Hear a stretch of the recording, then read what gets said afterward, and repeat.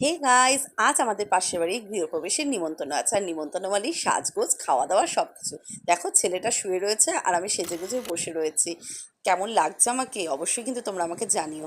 আর যেটা না দেখালে নয়, বাড়িটা কিন্তু অপূর্ব হয়েছে। এই বাড়িটা দেখো কি সুন্দর দেখতে লাগছে। এই বাড়িটাতেই আজকে পুজো আছে আর আমাদের নিমন্ত্রণ, খাওয়া দাওয়া। দেখো ঘর বাড়িগুলো কত সুন্দর লাগছে না দেখতে। কালার কম্বিনেশনগুলো এত সুন্দর হয়েছে, সত্যি বাড়িটা। আজ সকাল থেকে আমার বরের অসম্ভব কাজ পড়ে গেছিল। আমার তো কিছুক্ষণের জন্য মনে হচ্ছিল যে আজকে দুপুরে মনে হয় আমার খাবারই জুটবে না। তাই ছেলেকে আমার শ্বশুরের সাথে খেতে পাঠিয়ে দিয়েছিলাম। আর আমি খেতে বসেছি কটার সময় জানো কি তোমরা? এখন বাজে বিকেল 4টে।